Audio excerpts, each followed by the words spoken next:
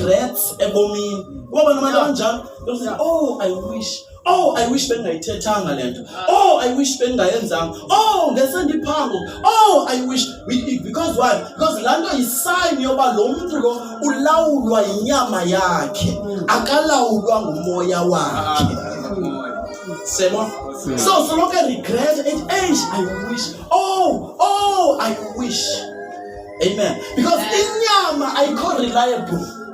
Inyama yinto esoloko ifuna uthatha izigqibo ezikhawulezileyo, izigqibo sometimes ezi-permanent ngenxa yesimo somzuzwana. Nosathana xa e-attack ubomi bakho uza kwi-engile yenyama.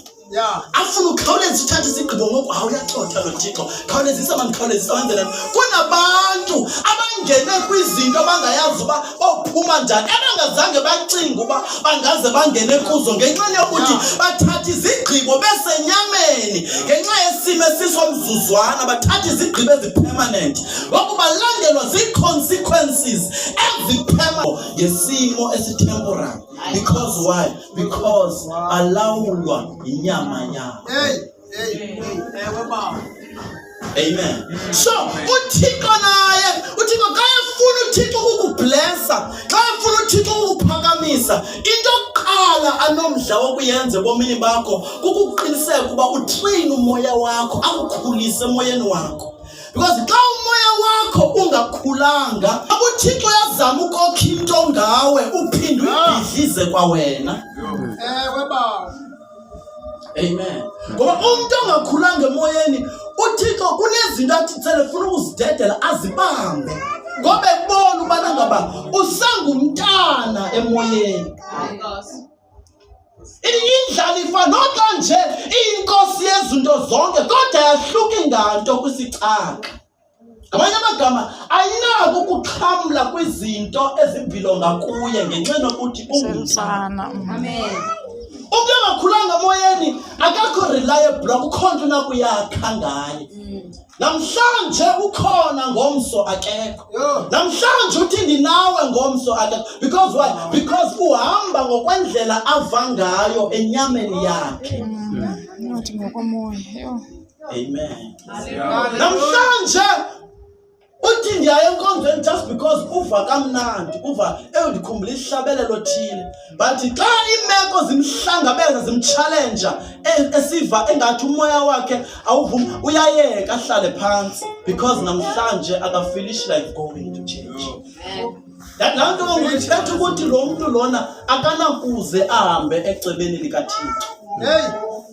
Amen. So after ngokwenzeke yonke lento, ufuna sibona abantu bathathu then sizokhululana. Amen. Because kubalulekile kakhulu ukukhula emoyeni. Kunezinto ongeke uzixhamle uba umoya wakho awukhulanga. And ukukhula emoyeni basingakuconfuse ngokushumayela. Alright. Ukukhula emoyeni akunanto kwenza nokuhlabelela. Ukukhula emoyeni akunanto kwenza nokuthandaza kakhulu ngaphezu kwabantu bonke. Ukukhula emoyeni akunanto kwenza nokulila ulile ecaweni. Ukukhula emoyeni akunanto kwenza nokubhukuleza phansi xa usecaweni. But ukukhula emoyeni awungeke ukubone within the four walls of the church. Ukukhula emoyeni ukubona xa sithi amen siphuma phandle. Lapho khona ubonayo bakhulana emoyeni okanye kakhulu. Amen. Uba uthini ka ehlangabezana nemeko phaya ngaphandle, uresponda njani? Xa kuvela izinto ezimtsalela kwicala elifunwa inyama, ingaba umoya wakho uyakwazi ukuthi hayi, kulapho ubona khona ukukhulile emoyeni. Amen. Because ukukhula emoyeni akunanto kwenza nokwazi iprogram yecawe. Because ungazalelwa ecaweni, uyazi yonke inkqubo yecawe, uyazi nelanguage.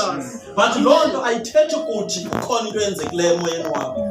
Uba ikhona into eyenzekileyo emoyeni wakho siwubona xa ungaphandle. Alright. Amen. Amen. Glory to Jesus. Amen. Hayi kululu linganisa nje bethe abantu ongayithetha. Siyadla ngoku. Amen. Hallelujah. Amen. Praise the Lord. But ke ngoku iproblem loba nxa xa kanti awukhulanga emoyeni, no matter ungayilinganisi uyenze ngaphakathi, ayizuba namandla, ayizuba na-impact. Because iba ne-impact nxa kanti ingenile manyana. That's why funeka uyivumele ingene manyana. Amen. Hallelujah. Hallelujah. Because ngenxa yale nto yenzeka, then sinohlobo lwabantu abathathu abemhlabeni. Amen.